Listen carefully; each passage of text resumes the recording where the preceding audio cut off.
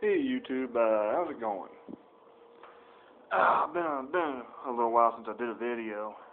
I brewed this here a few days ago.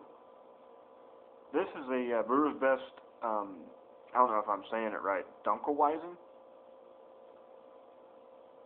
It's supposed to be like a Hefeweizen, a German Hefeweizen beer. It's got German hops, Halbertrue and Haltier. I think that's what their names are. I don't have the box or the packages or anything, but yeah, this you can look at this airlock. Look at that thing. Only got a little bit of water in it, but my goodness, it's going to town. It uses a wheat beer yeast, which I guess would be appropriate for this particular beer. Oh, excuse me. I'm drinking a Bock beer. My last one of that, so. With this particular recipe, it has 2 cans of liquid malt extract. Now, according to John Palmer, he doesn't really like to do malt extracts because the extract's already been brewed once, it's been boiled, and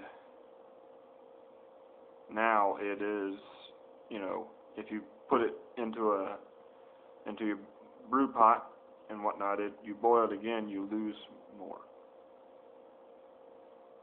You lose more sugars during your hot break because it's already went through a hot break once. So I've done a few things that gave this beer a higher gravity than what it should have had. It's calculating up over 7%. Well, no, maybe around 6% alcohol, and it's not even supposed to get over 4. One of the things that I did is I used 1 can of malt extract in the boil, so that I can use my hops and my maltodextrin. They also come with that, and my grains.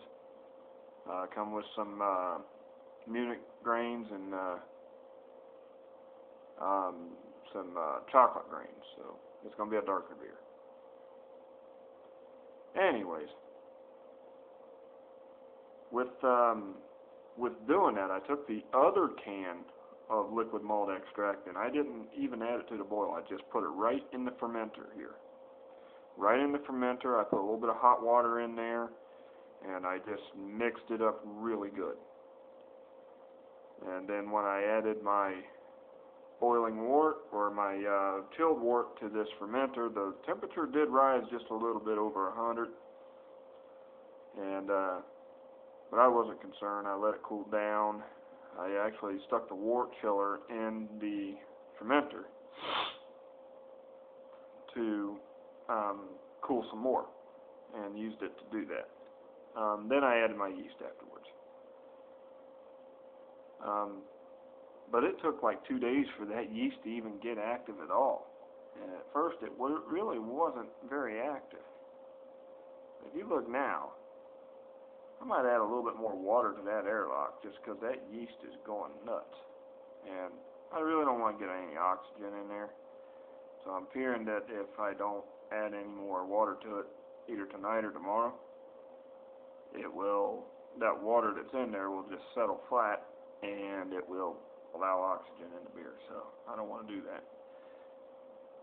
Anyways, yeah, that's what I did. I added the second can straight to the fermenter.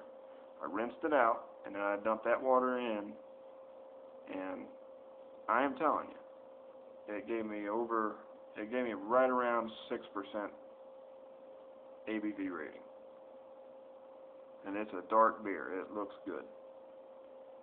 I used my Thief, which I love to have, because I just throw my hydrometer right in the Thief and then dump that down into the, well, I don't really throw it in. I gather the wort in the Thief first, then I spin the thermometer in there, and then,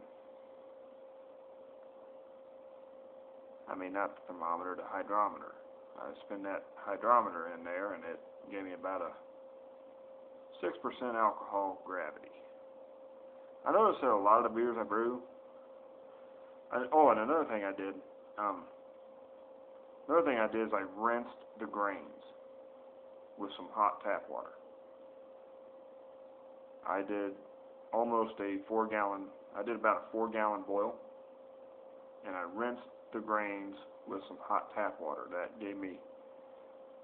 That probably gave me more that I could do, more flavors, more alcohol, more all that stuff. So I sparged the grains a little bit, which I recommend because I love doing that, and I think it gives more, which is possibly the reason why I get a higher alcohol ratings than what these beers are shown to have. Even my brew supplier, I get higher alcohol ratings with my brews than what he tells me that they're supposed to get. And even the Brewer's Best gets as well. That's what that is, Brewer's Best. Alright, folks,